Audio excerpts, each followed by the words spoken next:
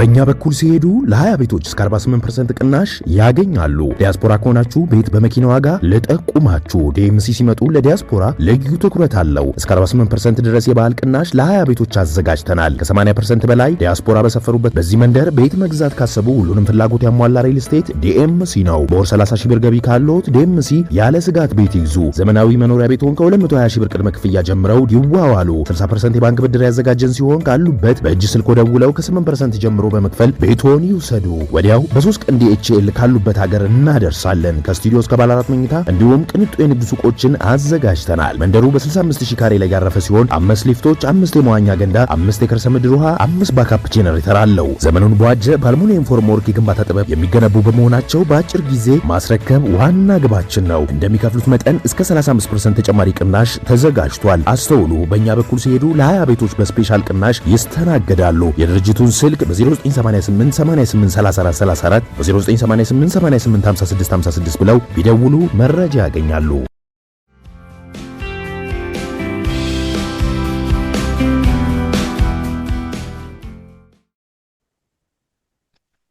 ጤና ይስጥልን ክቡራን ተመልካዮቻችን፣ ሲሳይ አገና ከሉዓላዊ ሚዲያ ሰኞ ሰኔ 9 2017 ዓመተ ምህረት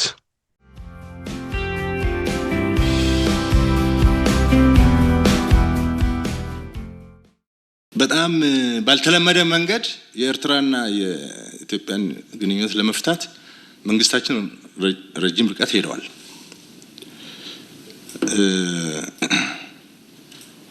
ግን አልተሳካም።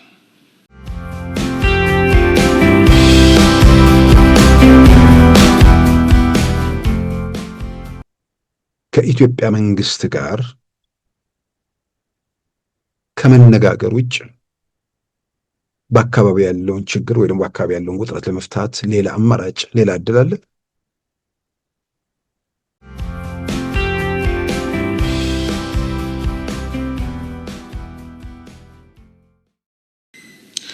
ሁሉም የኢትዮጵያ ግዛት ደግሞ የመከላከያ ግዛት ነው።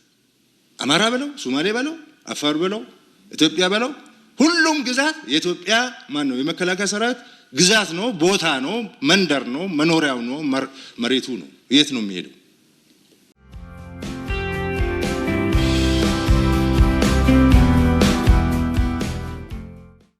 ትውልድን የሚጠቅሙ ስራዎች እየተሰሩ ነው።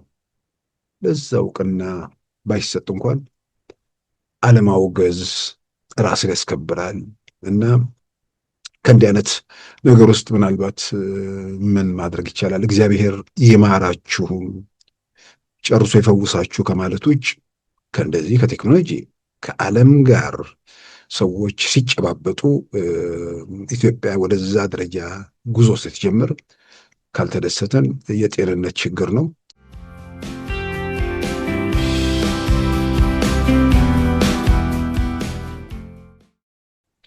በዛሬ ፕሮግራማችን በእነዚህና በሌሎች ወቅታዊ ጉዳዮች ላይ ትኩረት አድርገናል። አሁን ወደ ዕለቱ ዜናም እናመራለን። እየተደራጀን ያለነው የህወሓት መሪዎችን ለማስወገድ ነው ሲል የትግራይ አማጺ ወይንም የትግራይ የሰላም ኃይል መስራች ገለጸ። በየቀኑ በመቶዎች የሚቆጠሩ የትግራይ ታጣቂዎች ወይንም የቲዲኤፍ አባላት እየተቀላቀሏቸው መሆኑንም አመልክቷል። ህወሓት ላይ ለሚወሰደው እርምጃ ከኢትዮጵያ ፌዴራል መንግስት ጋር እንደሚተባበሩም አስመላሽ ደስታ ለዛ አፍሪካ ሪፖርት ገልጿል። የትግራይ ህዝብ ከደቡብ በፌዴራል መንግስትና በአማራ ታጣቂዎች በሰሜን በኩል ደግሞ በኤርትራ ሲወረር ህዝብን ልንታደግ ወደ ትጥቅ ትግል ገባን የሚለው የአዲግራቱ ተወላጅ አስመላሽ ደስታ ከፈረንሳዊ መገናኛ ብዙሃን ዘአፍሪካን ሪፖርት ዘጋቢ ጊሳ ተንብሪጅ ጋር አፋር ክልል ሰመራ ላይ ባደረገው ቃለ ምልልስ ህወሓትን ለመጣል እየተደራጀ ያለው ኃይል በአፋርና ትግራይ ድንበር በሶስት ስፍራዎች በመንቀሳቀስ ላይ መሆኑን ገልጸዋል። በህወሓት ውስጥ የተፈጠረውን ክፍል ተከትሎ የሰራዊቱ አዛዦች ከአንደኛው ቡድን ጋር በመወገን በኃይል አመራር እየቀየሩ መገኘታቸው ትግል ለማድረግ እንዲወስኑ ምክንያት እንደሆናቸውም ገልጿል። በጥር ወር 2017 ለህወሓት ድጋፍ ያሳዩት የጦር አዛዦች መዋቅሮችን በመጋቢት ወር በኃይል ማፍረስ ሲጀምሩ ከ11 ጓደኞቹ ጋር ለትግል ወደ አፋር ክልል መንቀሳቀሱን የገለጸው አስመላሽ ደስታ አሁን ዋነኛው ጠላታችን ህወሓት ነው በማለትም ህወሓት ላይ እርምጃ ለመውሰድ የፌዴራል መንግስቱ ከተንቀሳቀሰ ከፌዴራል መንግስቱ ጋር እንደሚተባበሩ ገልጸዋል። በየቀኑ በመቶዎች የሚቆጠሩ የቲዲኤፍ ተዋጊዎች እየተቀላቀሉን ይገኛሉ። ያልመጡት ተራ ተዋጊዎችም የዓላማችን ደጋፊዎች ናቸው ያለው አስመላሽ ደስታ የቀድሞውን ጦርነት ሲያስታውስም መቀሌን ከያዘን በኋላም የህወሓት መሪዎች ወደ አዲስ አበባ ለመጓዝ መወሰናቸውን ተዋጊው ዘንድ ተቀባይነት እንዳልነበረው አስታውሷል። በወቅቱ የተያዙትን የትግራይ መሬቶች ነፃ ከማውጣት ይልቅ ሀብት ለመዝረፍ ሲሉ በሌላው የኢትዮጵያ ግዛት ጥቃት ከፈቱ ሲልም ወቅሷል። በፌዴራሉ መንግስት ከመቀሌ ከተባረሩ በኋላ ወደ መቀሌ የመለስናቸው እኛ ብንሆንም እነርሱ ግን ሁሉንም ነገር የራሳቸው ያደረጉ ሲል የህወሓት አመራሮችን ወቅሷል። በጥር ወር 2017 የሰራዊቱ አዛዦች ለህወሓት አንድ ቡድን የሰጡት ድጋፍ በተዋጊው ዘንድ የመከዳት ስሜት መፍጠሩን ከዚያም በመጋቢት ወር የኃይል እርምጃ ውስጥ መግባታቸው ተዋጊው ወደ ትጥቅ ትግል እንዲያመራ ምክንያት እንደሆነው አብራርተዋል። በህወሓት የተወሰደ የሬዲዮ መገናኛ ይዞ ከአፍሪካ ሪፖርት ዘጋቢ ጋር ቃለ ምልልስ ያደረገው አስመላሽ ደስታ ወደ ትጥቅ ትግል ከመግባቱ በፊት በንግድ ዓለም ይተዳደር እንደነበርም ተመልክቷል። በኢትዮጵያና ኤርትራ መካከል ያለው ወዳጅነት ወደ ጠላትነት በተሸጋገረበት በአሁኑ ወቅት ትግራይ የሁለቱ ተፋላሚዎች የጦርነት ሜዳ ትሆናለች የሚል ስጋት መኖሩን የገለጸው ዘአፍሪካን ሪፖርት በሌላም በኩል አውዳሚ ስለሚሆን ወደ ግጭት ላይ ገቡ ይችላሉ የሚል ትንተና መኖሩንም አመልክቷል። አዲስ እየተቋቋመ ባለው የትግራይ የሰላም ኃይልና በቲዲኤፍ መካከል የእርስ በርስ ግጭት ሊፈጠር እንደሚችል ስጋቶች ቢንጸባረቁም የአማጺው የቲፒኤፍ መስራቾች አንዱ አስመላሽ ደስታ የቲዲኤፍ አባላት በአብዛኛው እየከዱ በመሆኑ የሚኖረው አነስተኛ ግጭት ሊሆን እንደሚችል አመልክቷል። ዘአፍሪካን ሪፖርት የህወሓት ሰዎችን ጠቅሶ ስለ ታጣቂው ኃይል ባቀረበው ዘገባ ይህ ኃይል በፌዴራል መንግስት ድጋፍ የተቋቋመ ነው ሲል ህወሓት መግለጹን አመልክቷል። ከዚህ የታጣቂ ኃይል መሪዎች አንዱ ብርጋዴር ጀነራል ገብረ እግዚአብሔር በየነም ወይም ወዲ አንጡራም ባለፈው ሳምንት ለቢቢሲ በሰጡት መግለጫ 4 ክፍለ ጦር ኃይል መደራጀቱን መግለጻቸው ይታወሳል። Trump's administration is considering significantly expanding its travel restrictions by potentially banning citizens of 36 additional countries from entering the U.S. የአሜሪካ መንግስት ኢትዮጵያንን ጨምሮ በ36 ሀገራት ዜጎች ላይ እገዳ ሊጥል እንደሚችል ተገለጸ። ቀደም ሲል ኤርትራን ጨምሮ በ12 ሀገራት ላይ የጣለውን እገዳ ግብፅ፣ ደቡብ አፍሪካና ኢትዮጵያን ጨምሮ በሌሎች 36 ሀገራት ላይም ተግባራዊ እንዳይሆን ለሀገራቱ የ60 ቀናት የማስተካከያ ጊዜ ገደብ አስቀምጧል።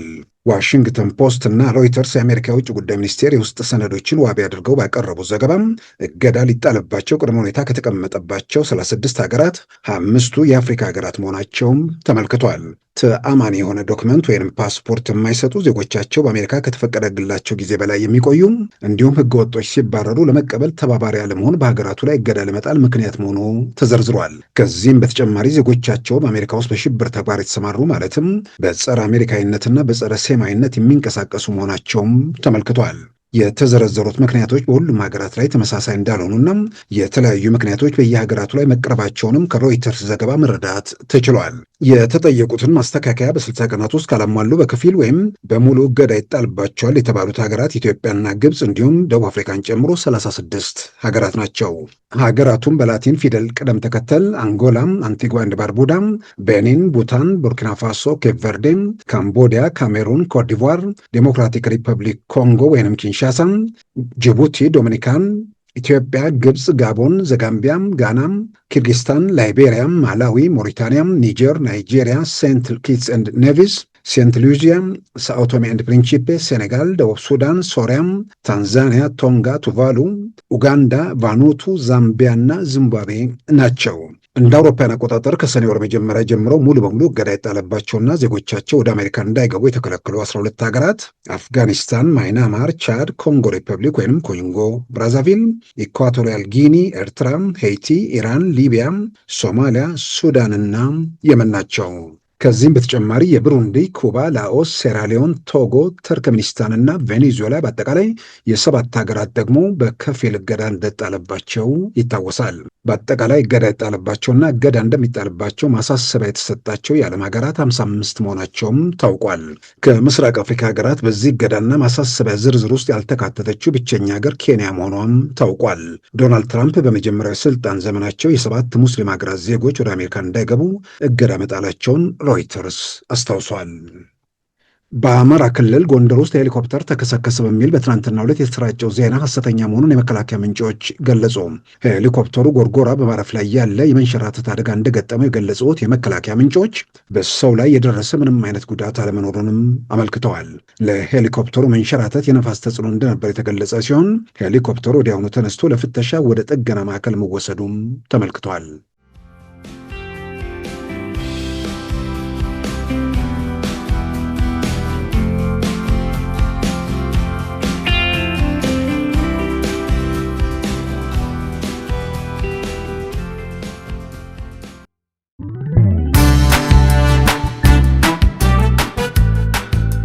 ሉዓላዊ ሚዲያን ይደግፉ። ስራዎቻችንን ለብዙ እንድናደርስ ሰብስክራይብ፣ ሼር፣ ላይክ በማድረግ ሉዓላዊ ሚዲያን ያጠናክሩ። እውነትን እንዘግባለን፣ ኢትዮጵያዊነትን እናቀነቅናለን። መድረኩ ግን ለሁሉም አመለካከት ክፍት መሆኑን እናረጋግጣለን። ሉዓላዊ ሚዲያ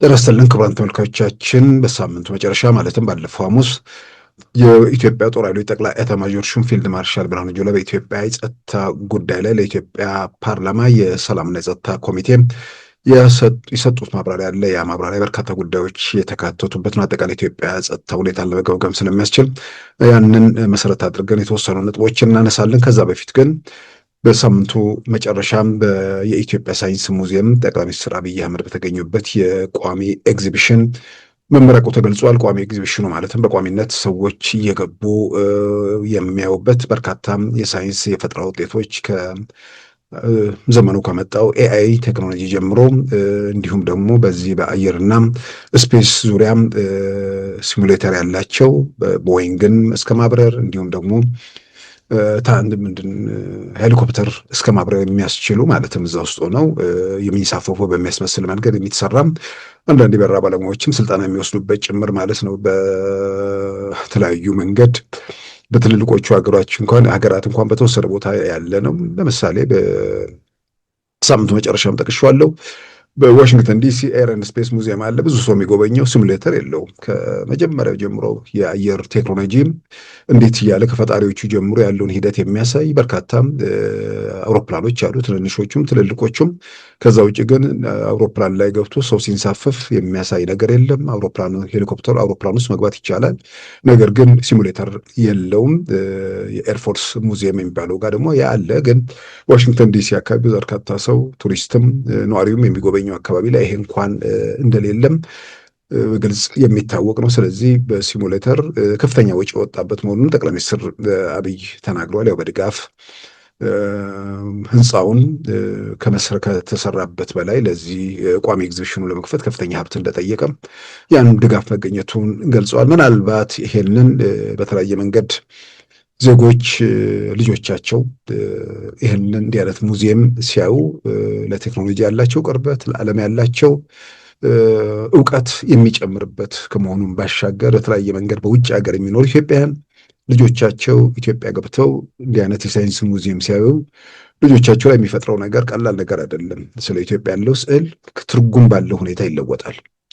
ኢትዮጵያን መሄድ በተለያየ መንገድ እዛ አሜሪካ ተወልዶ ወይ ደግሞ አሜሪካ የኖሩ ልጆች ያው ወላጅ ለሀገሩ ባለው ፍቅርና ቅርበት ስለ ሀገሩ ሊያስብ ይችላል። ልጆቹ ግን በህይወታቸው ኑሯቸው እዛ ስለሆነ በሌላም በኩል ደግሞ ረቃቅም በጣም በቴክኖሎጂም በምንም ያደገ ሀገሩ ስላሉ ወደ እንደ ኢትዮጵያ ባለ ሀገር ውስጥ ብዙ ላይመኙ ይችላሉ። ግን በሆብ ሰው ሀገራቸውም ነው። ቤተሰብ ደግሞ ሀገሩ ማዋየት ይፈልጋል። ልክ ሲመጡ ምንድን ነው በግድ የሚመጡበት ሳይሆን ፈቅደውና ወደው ደስ የሚላቸው ነገር እንዲታይ ወደ ውጭ ወደ ኢትዮጵያ የሚመጡ አሁን ደግሞ ክረምት ነው ማለትም በምዕራቡ ዓለም በአሜሪካ በምናምን በጋ ነው። በበጋ ትምህርት ቤት ይዘጋል።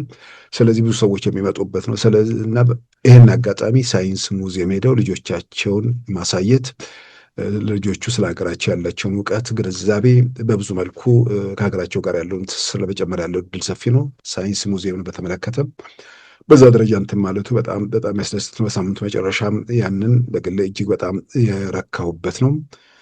የዛኑ ያህል ከቴክኖሎጂ የተጣሉ ሰው ልጅ ምን ሲመጣ ነው ለማመስገን ራሱን የሚያዘጋጀው? እንዲህ አይነት የሳይንስ የፈጠራ ነገር በኢትዮጵያ ዋና ከተማ ለልጆቻችን ለሚመጡትም ትውልድ ከቴክኖሎጂና ከዓለም ጋር የሚቀራረቡበት እንዲህ አይነት ቴክኖሎጂ ኢትዮጵያ ውስጥ ተከፈተ ሲባል መደገፍ ባይቻል ዝም ማለት ያስከብራል። በጣም በጣም የሚገርም ነገር ነው። ሁሉን ነገር ተቃውሞ ሁሉን አውግዞ አሁን ከእንትን የጤንነት ምልክት መሆኑ ራሱ እያጠራጠረ መጥቷል። እነሱ ስለ ምንድን ነው ስለ መተኮስ፣ ስለ ስልጣን፣ ስለ ሽግግር ምናምን ያወራሉ። ኢትዮጵያ ያለችበት ሁኔታ በብዙ ርቀት ከዛ የተለየ ሆኖ ጠቅላይ ሚኒስትሩም ሌሎች የመንግስት ኃላፊዎችም አንሰማም አናይም ብለው ጉዟቸውን ቀጥለዋል። እንዲህ አይነት ረባሽ በሀገሩ ቀውስ በፈጠረበት ትርምስ ያስከተለበት ሀገር ውስጥ የሚሰራ ነገር አይመስልም። ትርጉም ያላቸው ነገር ሀገር ወደፊት የሚያራምዱ ትውልድን የሚጠቅሙ ስራዎች እየተሰሩ ነው። ለዛ እውቅና ባይሰጥ እንኳን አለማውገዝ ራስን ያስከብራል እና ከእንዲህ አይነት ነገር ውስጥ ምናልባት ምን ማድረግ ይቻላል? እግዚአብሔር ይማራችሁ ጨርሶ ይፈውሳችሁ ከማለት ውጭ ከእንደዚህ ከቴክኖሎጂ ከዓለም ጋር ሰዎች ሲጨባበጡ ኢትዮጵያ ወደዛ ደረጃ ጉዞ ስትጀምር ካልተደሰተን የጤንነት ችግር ነው። የጤንነትን ችግር ያው ሕክምና ነው ማከም የማንችለው ደግሞ እግዚአብሔር ይማራችሁ በማለት ግን የተሰራውን ስራ ለልጆች ለትውልድ ትልቅ ትርጉም ያለው ነገር ነው። ወላጅ ቤተሰብ ሄዶ ማሳየት አለበት። ያ እድል አልነበረ። ምናልባት የተወሰኑ መጫወቻ ምናምኖች በግል እንትኖች በየቦታው ነበር። አሁን ከእንደዚህ አይነት ሁኔታ ውስጥ እየወጣን ነውና ይህን በዚሁ አጋጣሚ ለማስተዋወስ ነው። ሌላው እንግዲህ በዋናነት የኢትዮጵያ ጦር ኃይሎች ጠቅላይ ኤታማዦር ሹም ፊልድ ማርሻል ብርሃኑ ጁላ በኢትዮጵያ የጸጥታ ጉዳይ ላይ የሰጡት የሰሞኑ ማብራሪያ ነው። በርካታ ጉዳዮች ናቸው የተነሱት። በተለይም ኢትዮጵያ ውስጥ ካለው ጸጥታ ጋር ተያይዞ የውስጥ ጸጥታው የ6-7 ዓመታት ጉዞ ነው። ስለዛ አንስተዋል።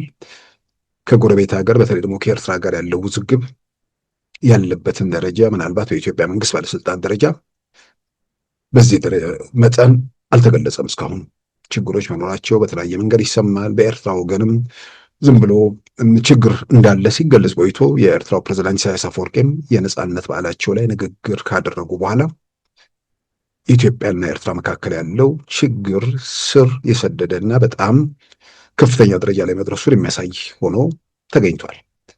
በኢትዮጵያ ባለስልጣናት ደረጃ በዛ መጠን ችግር መኖሩን የጠቆመ አልነበረም። ፊልድ ማርሻል ብርሃኑ ጁላ የኢትዮጵያ መንግስት ከመስመር ወጥቶ እስከ መለመን በንግግር በውይይት ችግሮችን መፍታት ብዙ ጥረት አድርጎ አልተሳካለትም ብለዋል። ትብብር በጣም ቅድሚያ የምንሰጠው ነገር ነው። ከዚህ ተነስተን በተደጋጋሚ ለመተባበር ብዙዎችን ጋብዘናል። ኤርትራ ሳይቀር ጋብዘናል። አብረን እንስራ ብለናል። ባህር ለሁላችን ይሁን ብለናል። የ20 ዓመት ፍጥጫ ይቁም ብሎ መንግስታችን የነበረውን ቁርሾ በመፍታት ወደ ልማት፣ ወደ ኢንቴግሬሽን፣ ወደ ጋራ ተጠቃሚነት፣ ወደ አብሮ መበልጸግ እንድንገባ ኤርትራውያን የሚጠቀሙት ጥቅም ካለ ከኢትዮጵያ እንዲጠቀሙ ኢትዮጵያም ከኤርትራ እንድትጠቀም በጣም ሰፊ ስራ ተለፍቷል።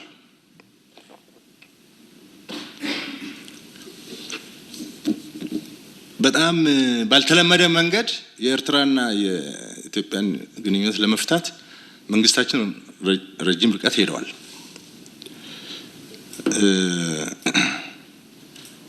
ግን አልተሳካም። አብረን እንጠቀም ነው እንጂ የባህር በር ይዤ እናንተን እንደፈለኩ ላርጋችሁ የሚል አስተሳሰብ ስላለ እንደዛ ሳይሆን በጋራ እኩልነት ነው፣ በጋራ ተጠቃሚነት ነው እንጂ የሆነ ቁልፍ መሳሪያ ይዘህ በቁልፍ መሳሪያ ይሄን ሁሉ ማህበረሰብ ለማሽከርከር መሞከር ልክ አይደለም የሚል ነገር ሲመጣ አሁን ኩርፋያ መጥቷል፣ መወራጨት አለ። ስለዚህ በጣም አስቸጋሪው የነበረ የኤርትራ ነው። የኤርትራ ጋር እንኳን ለመስራት ሰፊ ስራና ልፋት ተለፍቶ ጥሩ የሚመስል ነገር ከመጣ በኋላ ያ ወደ ኋላ ተመልሰዋል። የሁለቱ ሀገራት ግንኙነት በተመለከተ ያው ኢትዮጵያ ውስጥ በ2010 ዓመተ ምህረት መጋቢት ወር ለውጥ ከመጣ በኋላ ወዲያውኑ በወራት ጊዜ ውስጥ ማለትም በሰኔ ወር 2010 ጠቅላይ ሚኒስትር አብይ አህመድ ያቀረቡትን ጥሪ ተከትሎ ኤርትራውያን መንግስት ሰኔ 15 ማለትም የሰማዕታት ቀን በሚከበርበት መድረክ ላይ የኤርትራው ፕሬዝዳንት ለጥሪው ምላሽ መስጠታቸውን ተከትሎ የሀገሪቱን የውጭ ጉዳይ ሚኒስትር አቶ ኡስማን ሳላህና የጠቅላይ ሚኒስትሩ የፕሬዝዳንቱን አማካሪ አቶ የማነ ገብረአብ ወደ ኢትዮጵያ ተጓዙ። ከዛ በኋላ ደግሞ በሐምሌ ወር የኢትዮጵያው ጠቅላይ ሚኒስትርና በእሳቸው የተመራ የልዑካን ቡድን አስመራ ገባ። በአጭር ጊዜ ውስጥ ደግሞ ፕሬዝዳንት ኢሳያስ ወደ አዲስ አበባ ተጓዙ። በዚህ መልክ የተጀመረው የሰላማዊ ግንኙነት በጦሩም በመዛ መሀል ጦርነት ፈነዳ። በጦርነቱ መሀል በትብብር መስራታቸው ጥያቄ ውስጥ የማይገባ ነገር ነው። በጦርነቱ መሀል ከዛ በኋላ የሰላም ስምምነቱ በተለይ ፕሪቶሪያ የሰላም ስምምነት በሁለቱ መንግስታት መካከል ያለውን ችግር ወይ ደግሞ የተወሰነ በቀደም ሲልም በጦርነቱ መሀል አለመግባባቶች ወይ ደግሞ አለመስማማቶች መኖራቸውን የሚጠቁሙ ነገሮች ነበሩ። ለምሳሌ የኢትዮጵያ ሰራዊት ከመቀሌ በወጣበት ሂደት ላይ በኤርትራን በኩል መረጃ የለንም ወይ ደግሞ ድንገተኛ ነው የሚል ነገር እንደነበራቸው አንዳንድ የሚወጡ መረጃዎች አሉ። በሁለቱ መንግስታት በኩል በዛ ደረጃ እስካሁን የተገለጸ ነገር የለም። ነገር ግን ያ ከመቀሌ የመውጣቱ እርምጃ እንደገና ደግሞ ከአንዳንድ ቦታዎች ላይ የኢትዮጵያ መንግስት ዓለም አቀፍ ግፊት ተደርጎበት የኤርትራ ወታደሮች እንዲወጡ የማድረጉ ሂደት ላይ በኤርትራ በኩል በተወሰነ ደረጃ የቲፒኤልኤፍ ወታደራዊ መሪዎችን በተመለከተ እነሱ ላይ እርምጃ የመውሰዱ ነገር ሳይፈጸም መውጣቱን ፈቃደኛ እንዳልነበረች የሚገልጽ፣ በሌላ በኩል በዓለም አቀፍ ማህበረሰብ ያለው ግፊት የኢትዮጵያ መንግስት መቋቋም አለመቻሉ፣ በዚህም የተነሳ ኤርትራን እንዲወጡ መደረጋቸው እነዚህ ነገሮች ዓለም ውስጥ በሁለቱ መንግስታት መካከል ግንኙነቱን ላይ የተወሰነ መሻከር እንደፈጠረ፣ ያም ሆኖ ግን ግንኙነቱ አለመበጠሱን ከዛ በኋላ በነበሩ ጦርነቶችም ላይ በትብብር የጋራ እዝ በማቋቋም ሁሉ መሳተፋቸው ሲገለጽ ነበር። የፕሪቶሪያ ስምምነትን ተከትሎ እንግዲህ ግንኙነቱ ቀዘቀዘ ነው። ያ የፕሪቶሪያ ስምምነት መቀሌ ተገብቶ ከዛ በኋላ ቲፒኤልኤፎችን የሚያዘው ተይዞ የሚገደለው ተገድሎ ከዛ በኋላ የሚፈረም ነገር ካለ በዛ መልኩ መፈረም አለበት የሚል በኤርትራ በኩል አቋም እንዳለ፣ የኢትዮጵያ መንግስት ደግሞ ወደ አስመራ ወደ መቀሌ ቢገባም ህብረተሰቡ ላይ የሚደርስ ጉዳት መኖሩ ከዛም ባሻገር ደግሞ ዘላቂ ዕድል የሚገኘው መቀሌን ይዞ ሰዎቹን ካባረሩ በኋላ ሰዎቹ ጋር በመነጋገር ነው የሚል እንግዲህ ይሄ በመካከላቸው የተፈጠረ ልዩነት እንደሆነ ነው እንግዲህ ሲገለጽ የነበረው። የትኛውም ዓለም አቀፍ የሚዲያ የጥናት ተቋማት ትንተና ላይ የኢትዮጵያና ኤርትራ ውዝግብ በፕሪቶሪያው ስምምነት ላይ ይመረኮዛል የሚል ነገር ነው አብዛኛው ሲነሳ የቆየው። አንዳንዶች በዚያ ሁለቱ መንግስታት ባደረው ማለት የኢትዮጵያ መንግስትና ህወሓት ፕሪቶሪያ ላይ ባደረጉት ስምምነት ኤርትራ መሳተፍ ነበረባት፣ ፋኖ መግባታል ይገባቸዋል የሚሉ አካላትም ደግሞ አሉ። ያ ባለመኖሩ ነው የሚል ትንተናም ያሉ፣ ግን እሱ ብዙ ሚዛን የሚደፋ አይመስለኝም። የውስጥ ጉዳይ ነው። በኢትዮጵያና በኤርትራ መካከል አለመግባባት፣ በኢትዮጵያና በኢትዮጵያ ውስጥ ባመፁ ኃይሎች መካከል አለመግባባት አለ። የኢትዮጵያ መንግስት ኢትዮጵያን የትኛውንም የኢትዮጵያን አካባቢ ወክሎ ይነጋገራል። ህዝባዊ ወያኔ ሓርነት ትግራይ ኢትዮጵያ ውስጥ አንድ ክፍል የሚንቀሳቀስ የታጠቀ ኃይል ነው በኋላ ላይ። ስለዚህ ከኢትዮጵያ መንግስት ከህዝባዊ ወያኔ ሓርነት ትግራይ ጋር በሚነጋገርበት ሰዓት የኢትዮጵያ ውስጥ ጉዳይ ነው። የኢትዮጵያ ውስጥ ጉዳይ ላይ ኤርትራ እዛ ውስጥ መሳተፍ የምትችልበት አስገዳጅ ወይ ደግሞ የግድ የሚል ሁኔታ አለ የለም። የኤርትራ መንግስት ኢትዮጵያ ካለው ሁኔታ ጋር ስጋቶች፣ ችግሮች ካሉበት ከኢትዮጵያ ፌዴራል መንግስት ጋር ነው መነጋገር የሚገባው። እዛ ስምምነት ላይም የኤርትራ መንግስት ቢቀመጥ የሚለውጠው ነገር የሚኖር አይመስለኝም። ትጥቅ የመፍታቱ ጉዳይ ኤርትራ ብዙ ጊዜ የደህንነት የጸጥታ ስጋት አለብኝ የሚል ነው ሲነሳ የነበረው። ስለዚህ ትጥቅ መፍታት የሚለው ነገር የኢትዮጵያን መንግስትንም የኤርትራ መንግስትንም ጥያቄ የሚመልስ ነው። ከባድ መሳሪያዎቹ በመጨረሻ ላይ ደግሞ ናይሮቢ ላይ የተደረገው ናይሮቢ ዲክላሬሽን ላይ እዛ ጋር ደግሞ ከባድ መሳሪያና ኤርትራና ሌሎች ኃይሎች ማለትም ከኢትዮጵያ መከላከያ ሰራዊት ውጭ የሆኑት መውጣት የሚለው እሱ ደግሞ የተወሰነ ነገሮችን እንዳባባሰ ይገለጻል።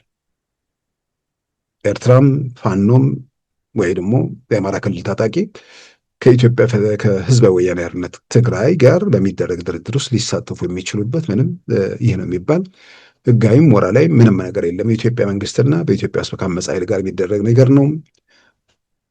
የኢትዮጵያ ጉዳይ ኢትዮጵያ መንግስትን ይመለከታል። የጎረቤት ሀገር ጉዳይም የኢትዮጵያ ጎረቤት ሀገር ከኢትዮጵያ መንግስት ጋር ተነጋግሮ የሚፈታው ችግር ነው። ስለዚህ እዛ ፕሪቶሪያ ስምምነት ላይ መሳተፍ ነበረባቸው የሚለውን ብዙ ትርጉም ያለው ነገር ነው በግል አላምንም። የጸጥታ የደህንነት ስጋት የሚለውን ነገር የኢትዮጵያ መንግስት የኢትዮጵያን ግዛት እስከተቆጣጠረ ድረስ፣ በሌላም በኩል የሰላም ስምምነቱ የመሳሪያ መፍታትን የሚጨምር በመሆኑ በዛ ረገድ ብዙ ነገሮች መነሳት ያለባቸው አይመስለኝም። ያ ሁኔታ አልፎ የቲፒኤልኤፍ መሳሪያ ለመፍታት ለኤርትራ ስጋት ከሆነ ከባድ መሳሪያዎቹን በተመለከተ አለ የሚል ነገር አሁን በተለያየ መንገድ እየሰማን አይደለም።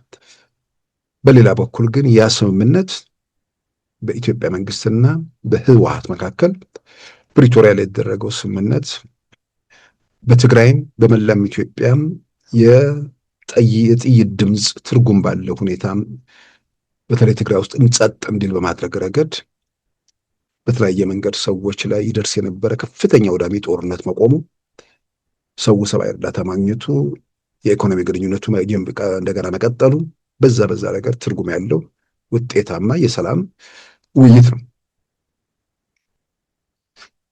የሰላም ንግግር ነው። ያ የፕሪቶሪያው የሰላም ስምምነት የጠመንጃዎችን ላንቃ ዘግቷል። ከመሳሪያ መፍታት ጋር ተያይዘ ቢያንስ ከባድ መሳሪያዎቹ አካባቢ የታዩ ነገሮች አሉ። ነገር ግን በሰላም ስምምነቱ ቲፒኤልኤፍ አይናችን እያየ ቀልጧል። ቲፒኤልኤፍ አይናችን እያየ ትግራይ ውስጥ ይመለክ የነበረ ቡድን በድንጋይ የሚወገር የወደቀ ጣዖት ሆኗል። ስለዚህ የፕሪቶሪያዊ ሰላም ስምምነት ሰላምን በማረጋገጥ ብቻ ሳይሆን የኢትዮጵያን ፖለቲካ ወደፊት ለማራመድም ትልቅ እድልና ትርጉም ያለው እንቅስቃሴ የተደረገበት ነው። ሁሉ ነገር ትክክል ነው አይሳሳትም የሚባለው ኃይል የሁሉ ነገር ችግር ምንጭ የሆነ መምጣቱ በሌላው ኢትዮጵያ ያስቀድሞ የታወቀ ቢሆንም ትግራይ ውስጥ እንዲህ አይነት ግንዛቤ እየተወሰደ መገኘቱ የፕሪቶሪያዊ ሰላም ስምምነት ብዙ ነገሮችን ለማስተካከል ለማረም ህወሓትን ማን ነው የሚለውን ገልጦ ለማየትም እድል የሰጠ ስለሆነ የፕሪቶሪያ ሰላም ስምምነት የጠመንጃ ላንቃዎችን ከመዝጋት ባሻገር በቀጣይ የኢትዮጵያን ፖለቲካ የአካባቢውንም ሰላም ለማረጋገጥ ያለው ፋይዳ በግልጽ የሚታይ ነገር ነው። ስለዚህ እዚህ ላይ የመጀመሪያው ስጋት ቲፒኤልኤፍ መልሶ የአካባቢው ጠንቅ ይሆናል የሚል ስጋት ኤርትራውያን ከነበራቸው ዛሬ ላይ ሆነው ነገሮችን ሲገመግሙ ያ ስጋት 100% መምከኑን የሚያረጋግጥ ነገር ነው። ይልቁንም አለሁ ለማለት የሚሞክረው ኤርትራን ተደግፎ ለመንፈራፈር እየሞከረ ነው። ከዛ ውጭ ግን ይሄ ነው የሚባል ቡድን አይደለም በአሁኑ ሰዓት በኢትዮጵያ ፖለቲካ ውስጥ እና ያ ስጋት ያ ልዩነት ያ ወይ ደግሞ ያ ነገር የደህንነት የጸጥታ ስጋቴን የሚል ነገር ይነሳ ከነበር አሁን ቲፒኤልኤፍ የጸጥታ ስጋት አይደለም። ለኤርትራም ለኢትዮጵያም የጸጥታ ስጋት አይደለም። የጸጥታ ስጋት የሚሆነው የሆነ ኃይል ላይ ተመርኩዞ ነው። ማለትም ኤርትራ ላይ ተመርኩዞ ለኢትዮጵያ የጸጥታ ስጋት ለመሆን እየሞከረ ነው እና ከዚህ ቡድን ጋር አጥፊ ኋላ ቀር ቡድን ጋር ተወዳጅቶ የፕሪቶሪያው ስምምነት ቲፒኤልኤፍን አላጠፋውም ወይ ደግሞ ሰላምና ጸጥታን ለማረጋገጥ እንቅፋት ነው ብሎ ያመነ መንግስት አይናችን እያየ ቲፒኤልኤፍ የደረሰበትን ያለበት ሁኔታ የገመገመ ሰው የአካባቢው ችግር የአካባቢው ጠንቅ የመሆን እድሉ ትርጉም ባለው ሁኔታ ተመቷል። ስለዚህ አሁን ከኢትዮጵያ መንግስት ጋር ኤርትራ በቅራኔ በልዩነት ውስጥ ለመኖር ለመቀጠል የሚያስገድደው ከኢትዮጵያ መንግስት ጋር ተነጋግሮ ላለመፍታት ምክንያት የሚሆነውን ነገር ምንድን ነው የሚለው ለማናችንም ግልጽ አይደለም። ሀገሩን ተቆጣጥሮ ሀገር ከሚመራ ኃይል ጋር ተነጋግሮ ዘላቂ መፍትሄ ከማበጀት ይልቅ አነስተኛና ጥቃቅን ቡድኖችን ሰብስበው የኢትዮጵያን ጸጥታና መረጋጋት እናውካለን የሚለው ነገር የኢትዮጵያ ጸጥታና መረጋጋትን ለማወክ ያላቸው እድል ምናልባት ትንሽ ቀደም ዓመት 2 ዓመት ወደ ኋላ ቢሆን ኖሮ የተወሰነ መንገዳገድ መፍጠራቸው የሚጠይቅ ነገር አይደለም። ግን ዛሬ ላይ በተለያየ መንገድ እንደምናው ያንን የማድረግ በኢትዮጵያ ጸጥታ ላይ ትርጉም ያለው ተጽዕኖ ለማድረግ ያላቸው እድል ጥያቄ ውስጥ ገብቷል። ወደ ግልጽ ጦርነት የሚገባ ከሆነ ደግሞ ሌላ ነው እሱ። በውጤቱ ማን የበለጠ ተጎጂ ይሆናል የሚለውን እንግዲህ አጠቃላይ ሁኔታውን የገመገመ ሰው በቀላሉ የሚረዳው የሚያውቀው እንደሆነ አያጠራጥርም። እና የኢትዮጵያ መንግስት ከዚህ ቀደምም ከኤርትራ ጋር ያለውን ነገር በተመለከተ ከወደብም ጋር ያሉ ጉዳዮችን በተመለከተ ተነጋግሮ በውይይት ነገሮችን ለመፍታት ጥረት ማድረጉን ያንን በሁለቱ መንግስታት መካከል ያለውን ኩርፊያ ወይ ደግሞ አለመግባባት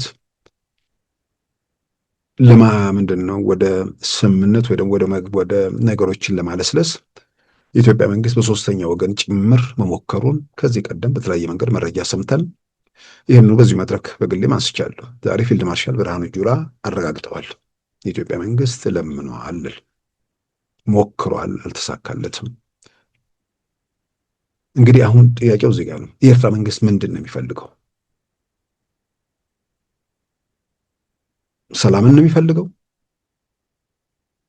ዘላቂ ሰላም የሚረጋገጥበትን መንገድ ነው የሚያስበው?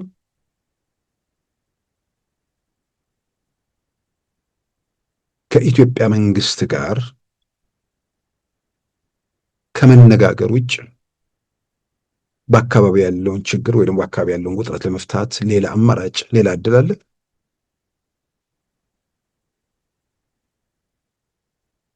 በተለያየ መንገድ የኢትዮጵያ ፖለቲካ የኢትዮጵያ ብቻ ሳይሆን የኤርትራም የአካባቢ ፖለቲካ የሆነ ነገር ከደገፉ ከነምናምኑ አይነት ነገር ስለሆነ ብዙዎችን ለማስተዋል ግራ ቀኝ ለማየትም እየተቸገሩ እንደሆነ ያለው ከመነጋገር ውጭ ምን መፍትሄ አለ?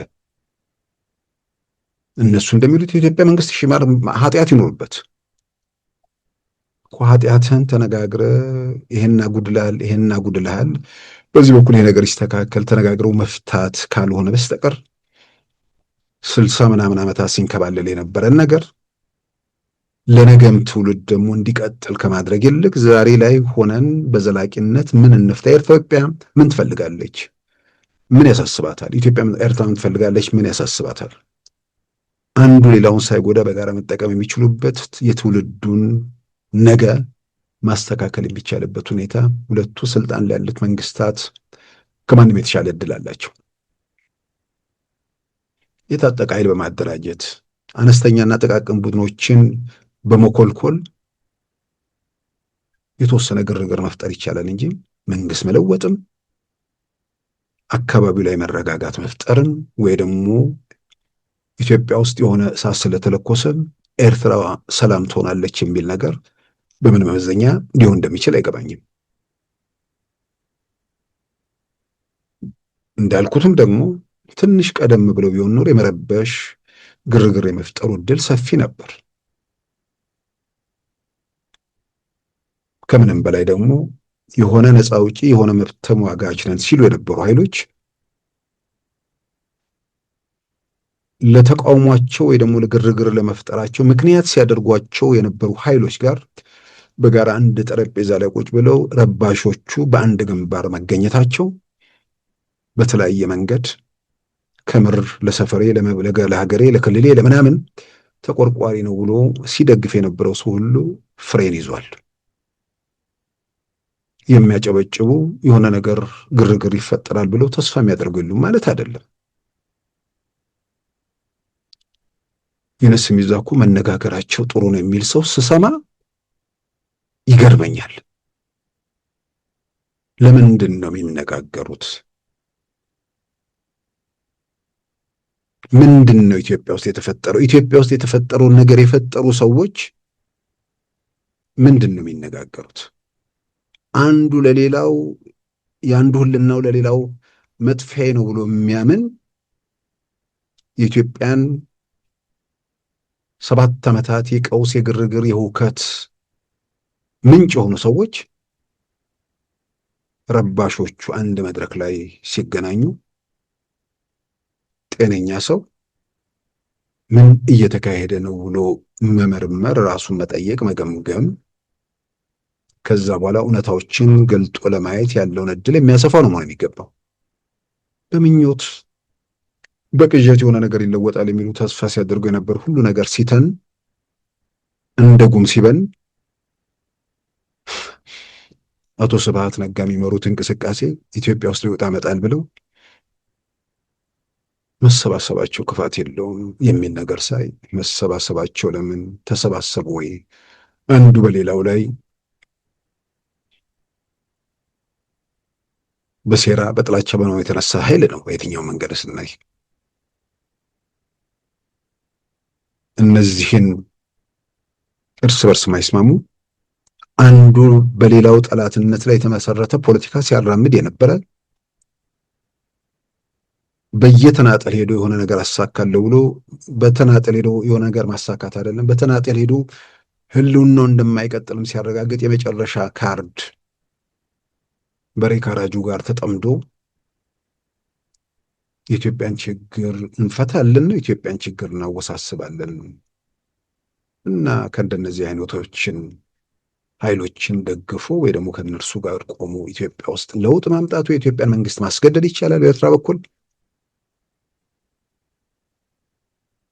እና የኢትዮጵያ መንግስት እንግዲህ ለመነ፣ በንግግር በውይይት እንፍተዋለ። አንዳንድ ኤርትራንም እዚህ ጋር ነው እንግዲህ ቆሞ ብሎ ማየት ያለባቸው። ምን ይደረግ? አንድ መንግስት እሺ እናንተ እንዳላችሁት አጥፍቶስ ከሆነ ከመነጋገር ውጭ ምንድን ነው የሚደረገው?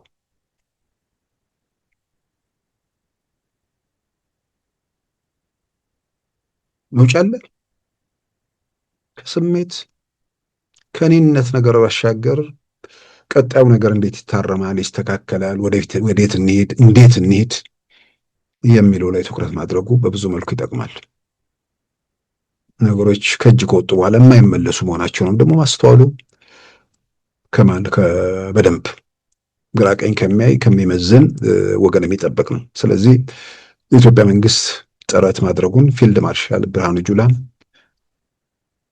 ተናግረዋል። እንግዲህ ከዚህ በላይ ጥረት ከማድረግ በላይ በንግግር በውይይት ለመፍታት ከመሞከር ውጭ ምን ማድረግ ይቻላል? አሁንም ማለት የሚቻለው እድሎች ካሉ የኢትዮጵያ መንግስት ማድረግ የሚገባውን የሰላም ጥረት ሁልጊዜም ይጠቅማል። በሌላ በኩል ደግሞ ያው ህግና ስርዓት ማስከበር፣ አነስተኛና ጥቃቅን ቡድኖቹን እየቆነጠጡ አደም ማስገዛት ምናልባት ለመረበሽ ያላቸው እድል ትርጉም የሌለው መሆኑን ሲያውቁት ወደ ሰላም መድረክ ሊመጡ የሚችሉበት እድል አለ። ማለትም ኤርትራኖችን ነው የምለው። ይህንን የኮለኮሉትን አነስተኛና ጥቃቅን ቡድን ምንም እንደማያደርግ ካወቁ የሚለውጠው ኢትዮጵያ መንግስት ላይ የሚያመጣው ጫና እንደሌለ ከተገነዘቡ አይ ከሱ ጋር ተነጋግረው ልፍታ የሚሉበት ሁኔታም ሊፈጠር ይችላል። ስለዚህ የሰላሙ በር ሁልጊዜም የንግግሩ መንገድ ሳይዘጋ ጥረቶቹ መደረጋቸው መቀጠላቸው በጣም አስፈላጊ ነው። ፊልድ ማርሻል ብርሃኑ ጁላ እንግዲህ እዛው አካባቢው ላይ በቀይ ባህር ዙሪያም በየብሱም በባህሩም አካባቢ ነገሮች የታወቁበት ቀጠና መሆኑን የገለጹበት ነው። በዚህ ሂደት ውስጥ ኢትዮጵያ ውስጥ ያለ በተለያየ መንገድ ያኮረፈ የኢትዮጵያን መንግስት የሚቃወም በቅጥረኝነት ሲቀጠር ደግሞ ምርጫም የለውም አሉ። ለአልሻባብ ይቀጠራል፣ ለአይሲስ ይቀጠራል። በግጭቱ በውጊያ መሃል የተገደሉ የአልሻባብ አባላት የሆኑ ኢትዮጵያውያን መኖራቸውንም ገልጸዋል። ዓለም ላይ ቢዞር ቅጥረኛ ለማግኘት ወደ ግብፅም ወደ ምንም ቢኬድ ቅጥረኛ ለማግኘት በጣም በጣም ከባድ ነው።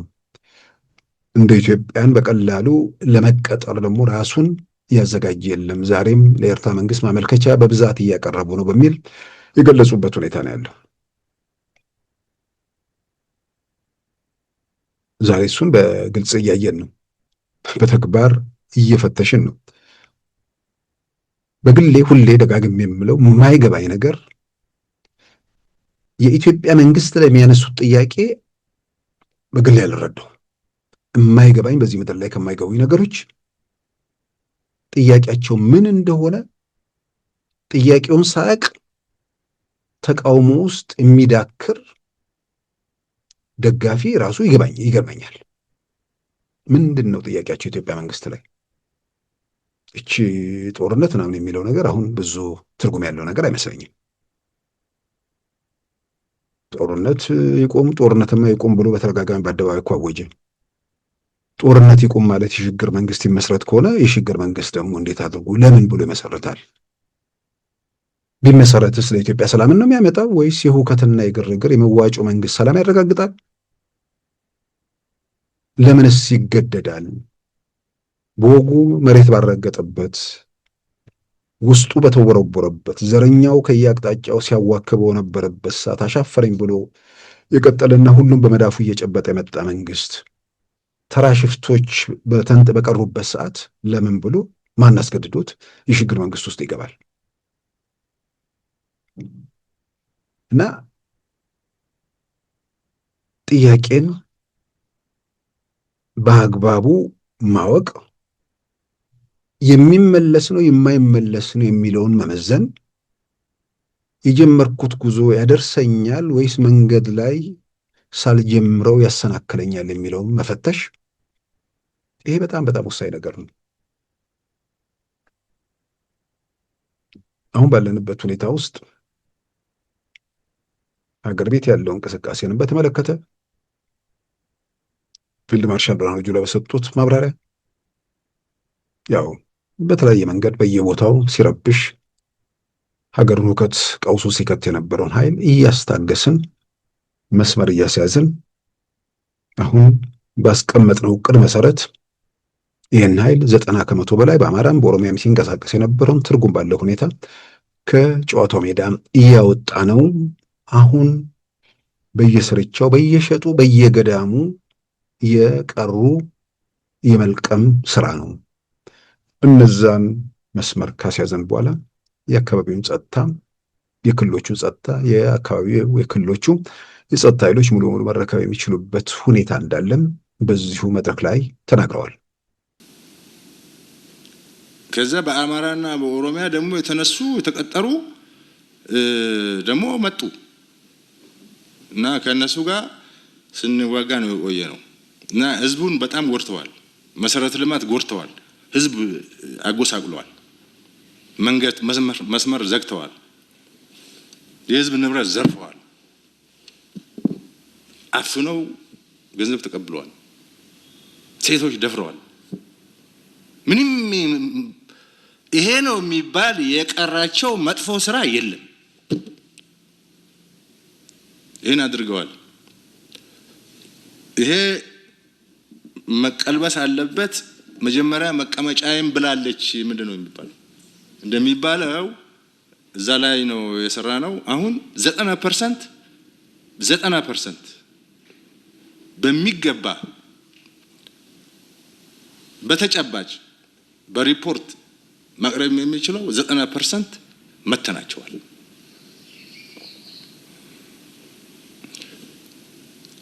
የቀረው 10% በዱር በገደል በዋሻ በገዳም እየተደበቀ የኛን እንቅስቃሴ የሌለበት ቦታ እየፈለገ ጥቃት የሚያደርስ ኃይል ግን አሁንም አለ። እሱንም አስተካክለን በቅርብ ቀን ክልሎች የራሳቸው ጸጥታ ራሳቸው እንዲመሩት ወደ ማድረግ እየተሸጋገርን ነው። መከላከያ ሰራዊት ሽፍታ ለቃሚ አይደለም። ሽፍታ ድሮ በፖሊስ ነው የሚለቀመው።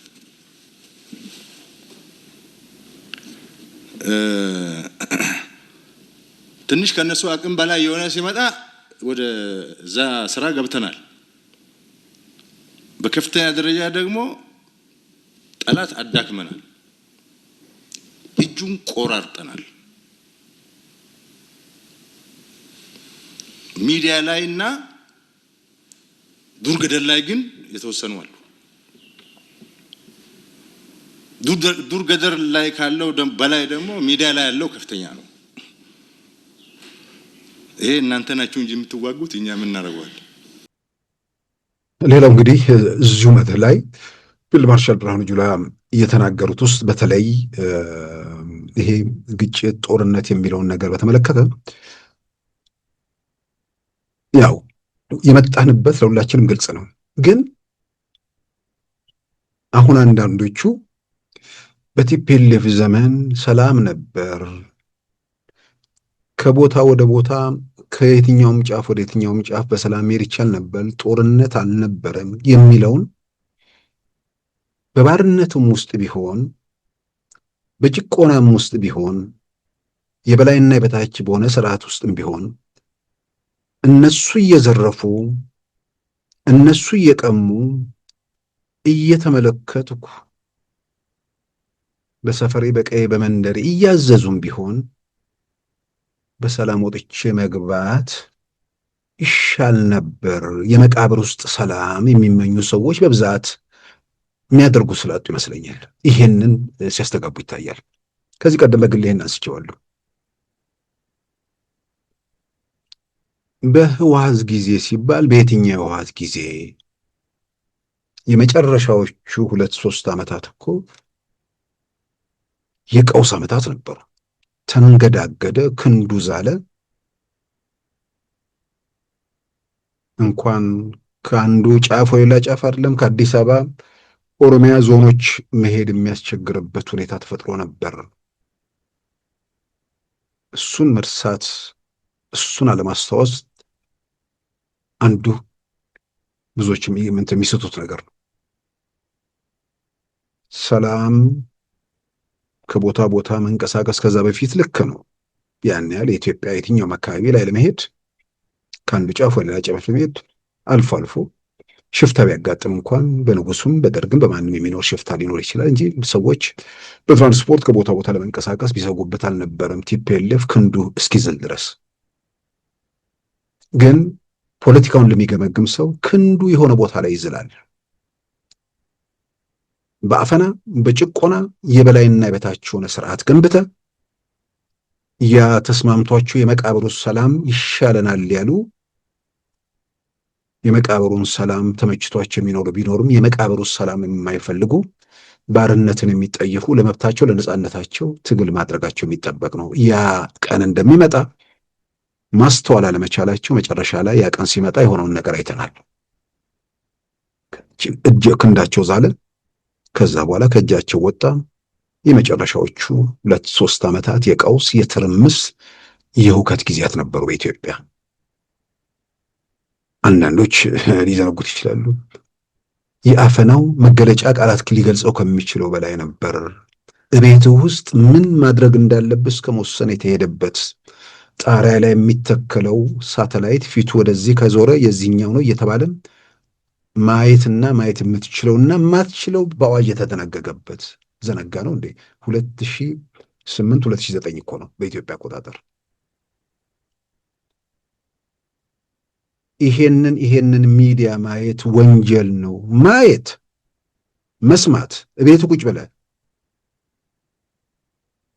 በመመሪያ በአዋጅ በፓርላማ የጸደቀ አስቸኳይ ጊዜ አዋጅ ተብሎ እከሌን ኢሳት ቴሌቪዥንን ማየት ወንጀል የሆነበት እንኳን ሌላው ሰው ዲፕሎማቶች ከአዲስ አበባ 60 ኪሎ ሜትር በላይ ባሻገር መሄድ አትችሉም ተብለው የተከለከሉበት ዛሬ ሰላም የለም የሚሉት ያንን ጊዜ ዘንግተውት ነው።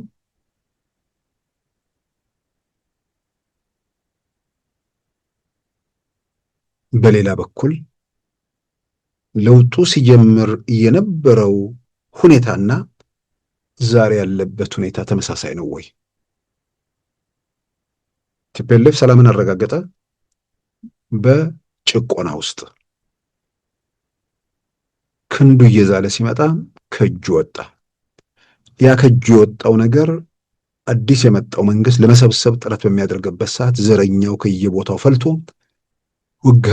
ህግና ስርዓት ፈርሶ ብዙ ነገሮች ከኢትዮጵያ በቀውስ በመከራ ውስጥ እንድትቀጥል አደረገ። ዛሬ ደግሞ በተቃራኒው ያን ከእጅ የወጣውን ነገር እየሰበሰበ ስልጣኑን እያረጋገጠ በአክቲቪዝም በተኩስ ሀገሩን ሲያናውጡ ሀገሩን ሲረብሹ የነበሩ ሰዎች አደብ ገዝተው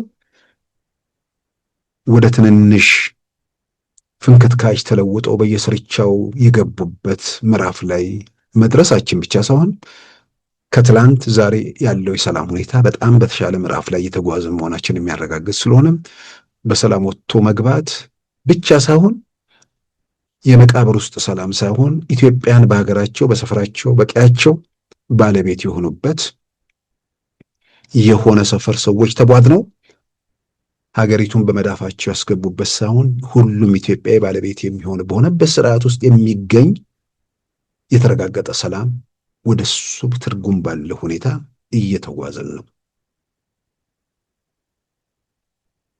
ቲፒኤልኤፍን ለመናፈቅ ወይ ደግሞ ስልጣን ላይ ያለውን ክፍል ለማውገዝ ጭቆናን፣ አፈናን እንደተቀደሰ ነገር ሲያውለበልቡ የሚታዩ ሰዎች ነገን ራሳቸው የሚሸማቀቁበት የሚያፍሩበት ጉዳይ እንደሆነ አልጠራጠርም። ከዚሁ ጋር በተያያዘም ስለ ሰላም ለተነሳውም ፊልድ ማርሻል ብርሃኑ ጁላ የገለጹት ነገር አለ። ሶሻል ሚዲያ ስለሌለ እንጂ በኢህአዴግ ጊዜም ስንዋጋ ነበር። ሶሻል ሚዲያ ስለሌለ አይታወቅም እንጂ ስንዋጋ ነበር ብለዋል። የኢትዮጵያ ፖለቲካ ላይ ትልቁ አስቸጋሪ ነገር ብዙ ሰው ከእንቅልፉ የነቃው አይኑ የተገለጠው የኢትዮጵያን ጉዳይ መከታተል የጀመረው 2010 ነው። ድንገት የሆነ መንፈስ ነው የሚመስለው። አንድ ጊዜ ነቀለ ሰው። የኮሎኔል መንግስቱ ኃይለማርያም አባባል አለ፣ ከእረኛ እስከ ምሁር በየትኛውም ዘርፍ ላይ ያለው ሰው የኢትዮጵያን ጉዳይ ዕለት ተዕለት መከታተል ጥሩ ነው፣ ተስፋ ነው። የሆነ ተስፋ የቆረጠ ማህበረሰብ ከሆነ አዙሪት ውስጥ ወጥተን ወደፊት እንራመድ ነው ብሎ ተስፋ አደረገ። ችግሩ በዛ መልክ የመጣው ሰው ከዛ በፊት ምን እንዳለ ስለማያውቅ ሁሉ ነገር አልጋ ባልጋ አድርጎ ስለጠበቀ በሚፈጠሩ ነገሮች ግራ መጋባት፣ በፕሮፓጋንዳው መያዝና ራስን ተቃውሞ ጎራ ውስጥ ወደ ማስገባት ወደ ብላም ተሄደ። ምክንያቱም ምን ነበር የሚለው ስለማይታወቅ ሰው እንዴት ይገደላል የሚል ሰዎች መጡ። ልክ ነው፣ እነሱ አናይም አንሰማም ብለው ስለቆዩ ኢትዮጵያ በግድያ ውስጥ በቀውስ ውስጥ ማለፏ ተአምሮ ነው፣ ድንገተኛ ነገር ሆነባቸው። ሰው ግድያ ነበረ፣ ሰዎችን በማንነታቸው መጨፍጨፍ ነበረ። መጨፍጨፍ ከሚለው ከሚገልጸው በላይ ድርጊቶች ሲፈጸሙ ነበር። ገደል ውስጥ ሲጣሉ ነበር። አይናቸውን በገመድ ታስረው መነኮሳት ሲጨፈጨፉ የአሰቦት ገዳም ታሪክ እናውቃለን፣ ዘግበናል፣ ሰምተነዋል። ያኔ ዛሬ የኢትዮጵያ ኦርቶዶክስ ተዋሕዶ ቤተክርስቲያን መብት ተቆርቋሪ የሚሉ ምንም በሌለበት ድምፃቸውን ከምንም በላይ ከፍ አድርገው የሚያሰሙ ያ ስቃይ ያ ሰቆቃ በነበረበት ወቅት አናይም አንሰማም ብለው ራሳቸውን ደብቀው የነበሩ ናቸው። ስለዚህ ችግሮች ነበሩ። ችግሮች በነበሩበት ወቅት አይኑ ያልተገለጠ ወይ ደግሞ አላይም አልሰማም ያለ ሰው ዓለም ወይ ደግሞ ኢትዮጵያ ታሪኳ የሚጀምረው የጠቅላይ ሚኒስትር አብይ መንግስት ስልጣን ከመጣ በኋላ አድርጎ ስለሚወስድ በዛ መንገድ የተፈጠሩ ክፍተቶች፣ ጉድለቶች እያስተዋልን ነው። ስለዚህ ፊልድ ማርሻል ብርሃኑ ጁላ እንዳሉት እየተዋጋን ነበር፣ ሶሻል ሚዲያ ስለሌለ ብዙ አልተገለጸም አሉ። ይሄ የኢትዮጵያን ጉዳይ ስንከታተል ለነበረን ሰዎች አዲስ ነገር አይደለም። አዲስ ለመጡት ግን እንግዳ ጉዳይ ነው።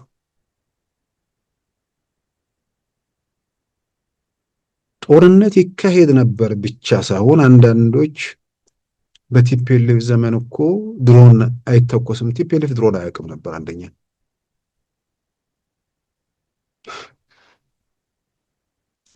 የሆነ በምንድን ነው በእንትን ነው ይሄ በመጡበት መንገድ ብቻ ከቴክኖሎጂ ርቀው አሁን ሌላው ቀርቶ አሁን እዚህ ከአዲስ አበባ ኢትዮጵያ ውስጥ ዲጂታሉ የግብይትን ዓለም በዚህ በጥቂት ዓመታት ውስጥ ያየ በገመገመ ሰው ስለሌላ ስለ ቴክኖሎጂ ምናምን ጋር ያላቸውን ሌላው ቀርቶ እኮ ባንኮች ኤቲኤም ማሽን መጠቀምን ጨምሮ ባለው ሂደት ውስጥ እኮ ዛሬ ስልጣን ላይ ያሉ ሰዎች ናቸው ያን ነገር ለማድረግ ያሉበት በቲፒኤልኤፍ ዘመን ለማስፈጸም። ዛሬ ጠቅላይ ሚኒስትር አብይ ይህንን በአደባባይ ተናግረዋል።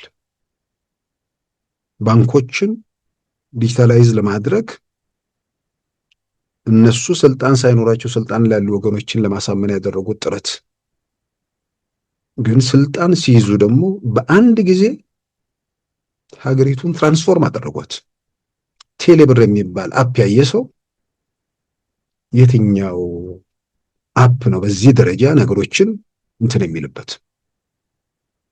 ጫማ ለማስጠረግ ይሁን ሽንኩርት ለመግዛት ይሁን ምን ይሁን በአንድ ጊዜ ብዙ ነገሮችን ትርጉም ባለው መንገድ የተለወጠበት ምዕራፍ ውስጥ እንገኛለን።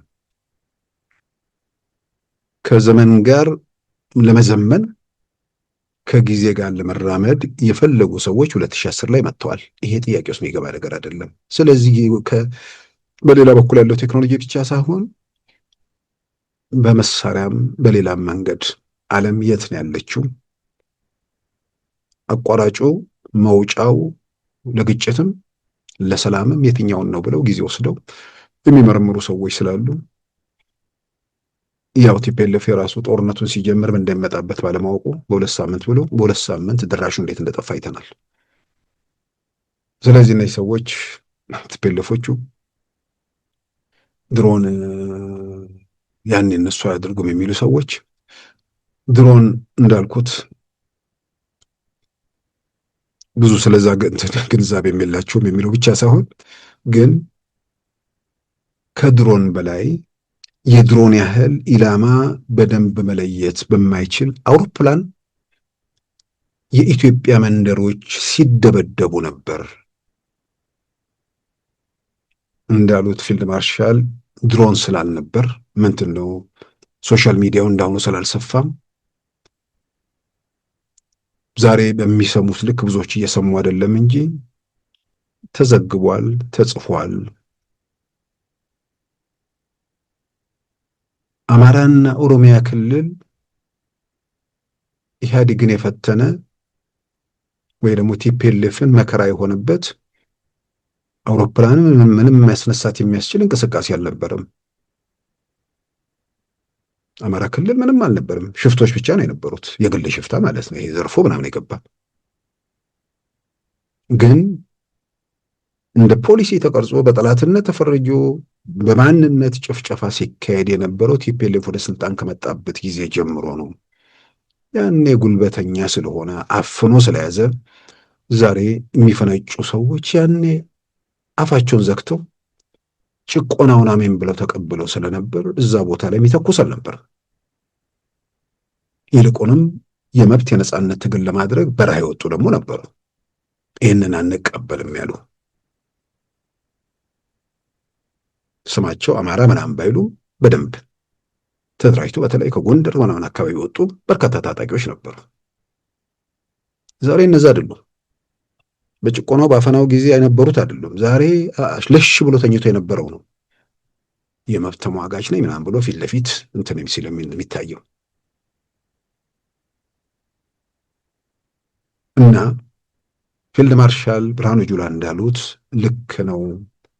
ጦርነት ነበር፣ ግጭት ነበር ብቻ ሳይሆን ዓለም አቀፍ ዜና የሆኑ ግጭቶች ነበሩ።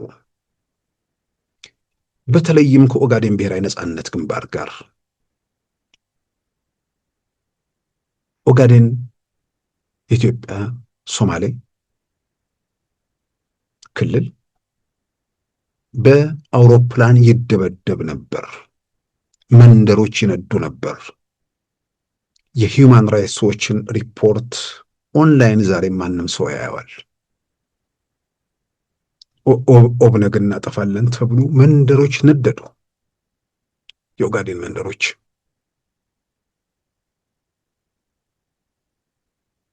ያን ብቻ ሳይሆን ወደ ኦጋዴን ዓለም አቀፍ ቀይ መስቀልን ጨምሮ የትኛውም ዓለም አቀፍ ሆነ ግብረሰናይ ድርጅት ወደዛ እንዳይገባ ተደረገ። የሚተኩስ ለመብት ለነጻነት ትግል የሚያደርግ ኃይል በነበረበት ወቅት የሚታገለው ኃይል ባለበት ቦታ ላይ አለኝ የሚሉትን መሳሪያ ሁሉ ተጠቅመው ብቻ ሳይሆን በኃጢያን ንጹሐን መንደሮች ጭምር የነደሉበትን ታሪክ እናስታውሳለን። እልክት ነው። ሶሻል ሚዲያው ጭልጭል የሚልበት ነው። አፈና ኢትዮጵያ ውስጥ የነበረበት ነው። ዌብሳይት ከፍቶ ለማየት ፕሮክሲ ሰርቨር መጠቀም የግድ የሚልበት ነው። ምን እየተካሄደ ነው የሚለውን ብዙ ሰዎች የማያውቁበት ዘመን ነበር። ስለዚህ ኦጋዴን ሲነድ ነበር በአውሮፕላን።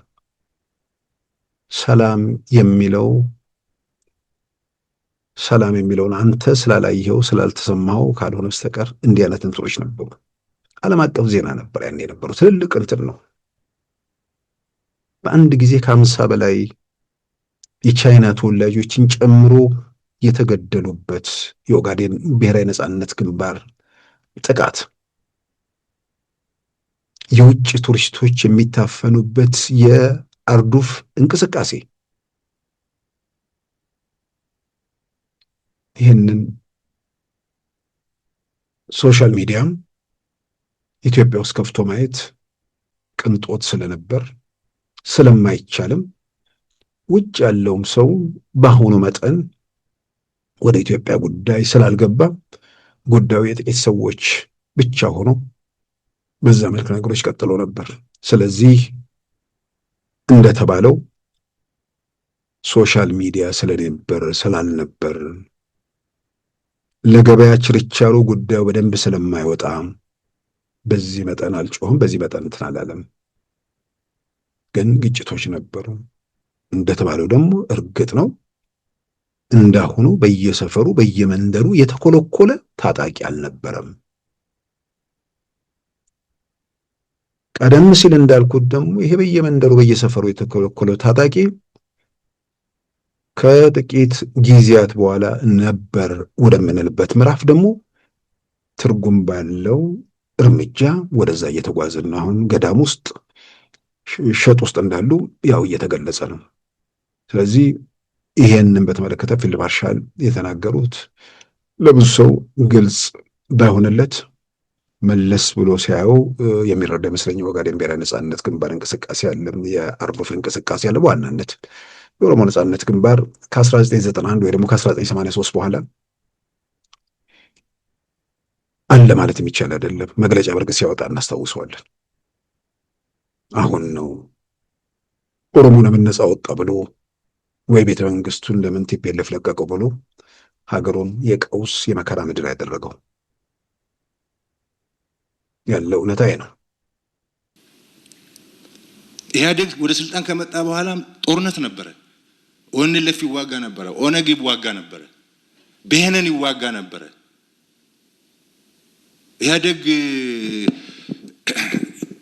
ኢህአዴግ በነበረ ዘመን ሶሻል ሚዲያ ስላልነበረ ነው። እኛ እኮ ስንዋጋ ነበር። ከኤርትራ ጋር ተዋግተናል፣ ከኦኤልኤፍ ጋር ተዋግተናል፣ ከኦኤልኤፍ ጋር ተዋግተናል፣ ከብሄነን ጋር ተዋግተናል። አልነበረም 27ቱ የኢህአዴግ ጊዜም ሰላም አልነበረም። በደርግ ጊዜም ሰላም አልነበረም። በንጉሱ ጊዜ ነው የጀመረው። እንግዲህ ፊልድ ማርሻል ብርሃኑ ጁላ በርካታ ጉዳዮች ነው ያነሱት። ምናልባት እዚሁ ላይ ሳይጠቀስ መታለፍ የሌለበት የኢትዮጵያ ሀገር መከላከያ ሰራዊትን ተልዕኮ በተመለከተ በአብዛኛው ወደ ካምፑ ይግባ ከክልሎች ይውጣ የሚል በየጊዜው የሚነገር ነገር አለ። ምን ይደረግ ብለን በአንዳንድ የውይይት መድረኮች ጥያቄ ስናነሳ መፍትሄው ሲባል የኢትዮጵያ መከላከያ ሰራዊት ይውጣ። የኢትዮጵያ የሀገር መከላከያ ሰራዊት ሀገሩን ለሽፍቶች ለቆ ሊወጣ ይችላል ወይ? የኢትዮጵያ መከላከያ ሰራዊት ሲወጣ በየሰፈሩ በየመንደሩ የተቧደነ ኃይል የጎበዝ አለቃ ሆኖ አካባቢዎችን መፈንጫ አይደለው የሚያደርገው የሚለውን በተደጋጋሚ ስናነሳ ነበር። ፊልድ ማርሻል ከዚህም አልፈው የኢትዮጵያ ሀገር መከላከያ ሰራዊት የሀገሪቱን ሉዓላዊነት የመጠበቅ ኃላፊነት አለበት ማለት የሀገሪቱን ሉዓላዊነት የሚጥሰው ከውጭ የመጣው ኃይል ብቻ ሳይሆን ከውስጥ ያለው ሁኔታ የሀገሪቱን ሉዓላዊነት ለመጣስ ለሚፈልግ ኃይል ምቹ ሁኔታ የሚፈጥርበትም ነገር ስለሆነም የመከላከያ ሰራዊቱ በአዋጅ በተሰጠው ተልዕኮ ውስጥ በየትኛውም የኢትዮጵያ ግዛት ውስጥ በየትኛውም ሁኔታ ውስጥ ተግባሩን እንዳይወጣ የሚከለክለው ሳይሆን ተግባሩን እንዲወጣ የሚፈቅድለት ነው። በአዋጅ ጭምር የተሰጠን መብት ነው። የትም አንወጣም። ነገር ግን የክልል የአካባቢ ጸጥታዎችን በተመለከተ በአብዛኛው ስራዎች ስላለቁ በእቅዳችንም መሰረት እየሄድን ስለሆነ ጉዳዩን ለአካባቢ የጸጥታ ኃይሎች እናስረክባለን። ከነሱ ያለፈ ነገር ሲመጣ ደግሞ ያው ተግባራችንን እንቀጥላለን ብለዋል። ስለዚህ ሰራዊቱ ይውጣ ይግባ የሚሉ አካላት ለነሱ ግልጽ መልእክት ይመስለኛል።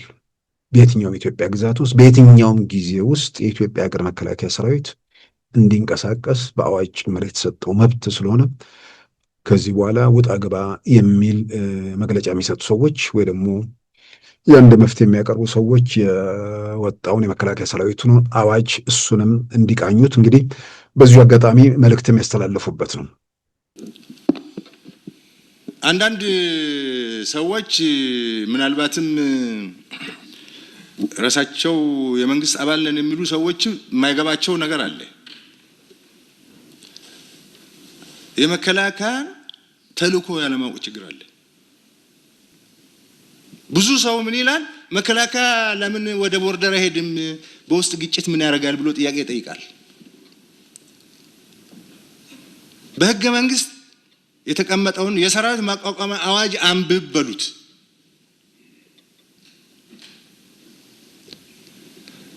መከላከያ ሰራዊት ከአማራ ክልል የት ሄዳል? መከላከያ ሰራዊቱ ራሱ አማራ ነው። ራሱ አማራ ነው። ከኦሮሚያ የት ሄዳል? ራሱ ኦሮሞ ነው። ትንሿ ኢትዮጵያ የሚባለው የመከላከያ ተቋም ነው። ስለዚህ ተልዕኮ ደግሞ የውጭ ሲመጣ ብቻ ሳይሆን የምንዋጋው ለውጭ ምቹ ሁኔታ የሚፈጥር የውስጥ ቅጥረኛ ጸረ ሰላም ኃይል ተነስቶ ስርዓት አፈርሳለሁ ካለ፣ ህግ አጠፋለሁ ካለ መከላከያ ሰራዊት እንደሚዋጋ አዋጁ ያስቀምጣል። ስለዚህ ነው የምንዋጋው። ሁሉም የኢትዮጵያ ግዛት ደግሞ የመከላከያ ግዛት ነው። አማራ በለው ሶማሌ በለው አፋር በለው ኢትዮጵያ በለው ሁሉም ግዛት የኢትዮጵያ ማን ነው የመከላከያ ሰራዊት ግዛት ነው፣ ቦታ ነው፣ መንደር ነው፣ መኖሪያው ነው፣ መሬቱ ነው። የት ነው የሚሄደው? ማን ነው ሂድ የሚለው? እሱ የጠበቃትን አገር ለቀህ ሂድ አይባልም። አንተ አሜሪካ ቁጭ ብለህ ለዚህ ግዙፍ ተቋም እንደዛ አይነት ተልእኮ መስጠት አትችልም። አንተ ንቅል ነህ በሉት፣ ንቅል ነህ። ይቅር ለመከላከያ ሰራዊት ለሆነ ቀበሌ መመሪያ መስጠት አትችልም መባል አለበት እንጂ መከላከያ በዚህ ውጣ፣ በዚህ ውረድ፣ እዚህ ይቀመጥ፣ ከዚህ ውጣ የሚባል ነገር የለም። በአጠቃላይ በርካታ ጉዳዮች የተነሱበት እያንዳንዳቸው ነጥቦች በስፋት ሊያወያዩ የሚገባቸው መዋየትም የሚገባን ጉዳይ ነው። ኢትዮጵያን የተመለከተ ጸጥታ፣ አካባቢውን የተመለከተ ጸጥታ በስፋት በዝርዝር የተነሳበት ነው። የኢትዮጵያ የሀገር መከላከያ ሰራዊት ኢትዮጵያን በሚመጥን ደረጃም አልተዋቀረም። በዛም ቁጭት ሰራዊቱን እያዋቀርን እያዘመንን ክፍተቶቹን እየሞላን ከጊዜ ወደ ጊዜ የጎለበተ በ4-5 ዓመት ውስጥ የሚሰራ ነው ብሎ ማንም የማይገምተውን ስራዎች ሰርተናል። ኢትዮጵያን የሚመጥን ሰራዊት ያስፈልጋል። ኢትዮጵያን የሚመጥን ሰራዊት በቴክኖሎጂም በሌላም ብቻ ሳይሆን በቁጥርም ለመቶ ምናምን ሚሊዮን ህዝብ በሚሊዮን የሚቆጠር ወታደር እንደሚያስፈልግን ፍንጭ ሰጥተዋል። በዚህ መሰረት የመከላከያ የሰው ኃይል መጠን ኢትዮጵያን የሚመጥን እንዲሆን ሰርተናል። አልደረስንም፣ ግን ሰርተናል። ኢትዮጵያን የሚመጥን ወታደር ከ120 ሚሊዮን ህዝብ 2 ሚሊዮን ሊሆን ይችላል። እስከ ዛሬ ኢትዮጵያን የሚመጥን ወታደር ተገንብቶ አይታወቅም። እኛ አሁን ኢትዮጵያን የሚመጥን ሰራዊት ብለን እየሰራን ነው።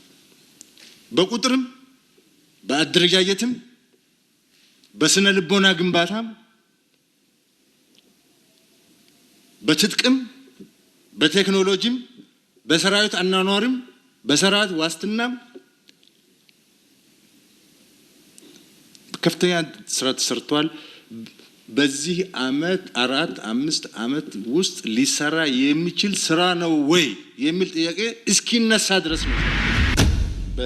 በሳይበር ይሁን በባህር ኃይል ይሁን በቴክኖሎጂ ይሁን እየሰራን ነው። ድሮ ካላሽንኮቭ ጥይት ከውጪ ነው የምንገዛው። ምንም ድብቆሽ የለም። እንደዛ ነው የነበረው። ኢቭን እዚህ በህዋት እና መንግስት ጦርነት ጊዜ ክላሽንኮቭ ከውጪ ነው ስንገዛ የነበረው። ጥይት የክላሽንኮቭ በጣም አሳፋሪ ነው በኢትዮጵያ የሚያክል አገር ደረጃ። ለዛውም ልንገዛ ስንል በስንት መከራ ብድግ ብሎ ማዕቀብ ይላል። ብድግ ብሎ ማዕቀብ ባይልህም ውስጥ ለውስጥ ማዕቀብ ይሰራባል። እና እንደዛ ነው የነበረው። እሱ ቁጭት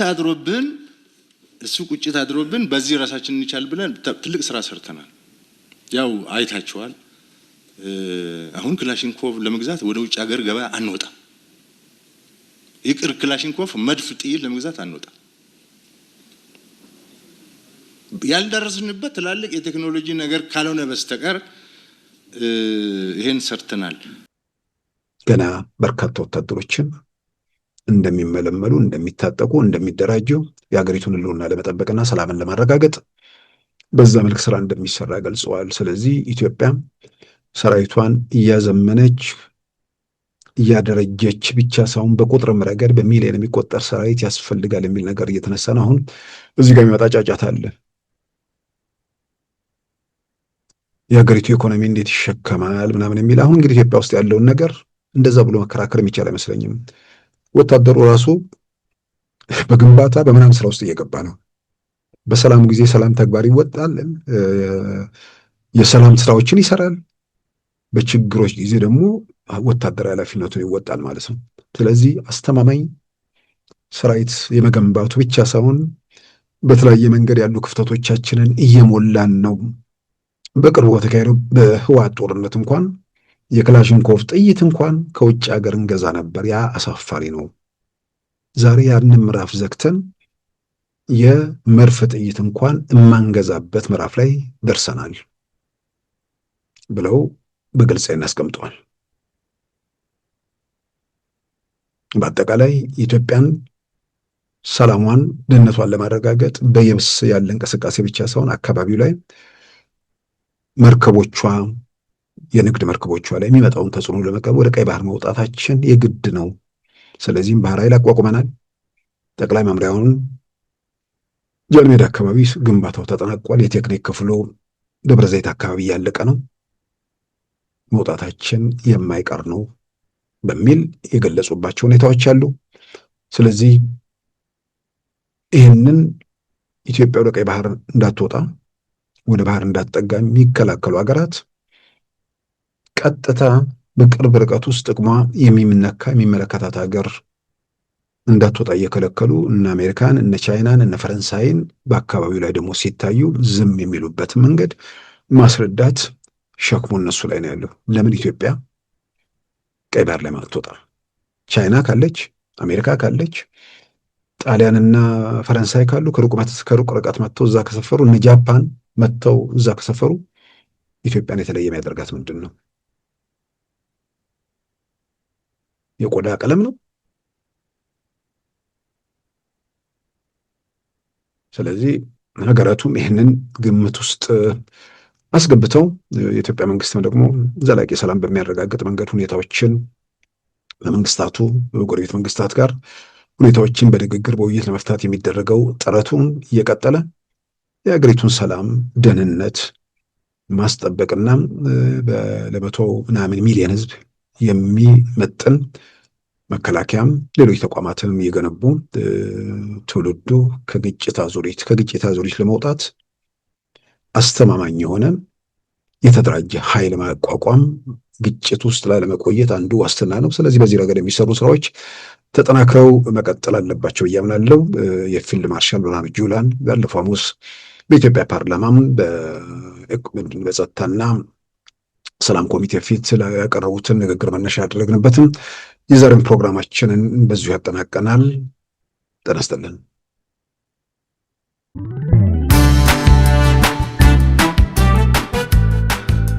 ሉዓላዊ ሚዲያን ይደግፉ። ስራዎቻችንን ለብዙ እንድናደርስ ሰብስክራይብ፣ ሼር፣ ላይክ በማድረግ ሉዓላዊ ሚዲያን ያጠናክሩ። እውነትን እንዘግባለን፣ ኢትዮጵያዊነትን እናቀነቅናለን። መድረኩ ግን ለሁሉም አመለካከት ክፍት መሆኑን እናረጋግጣለን። ሉዓላዊ ሚዲያ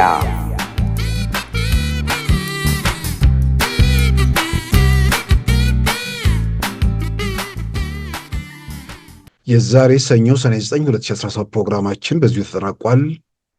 ጤና ይስጥልን።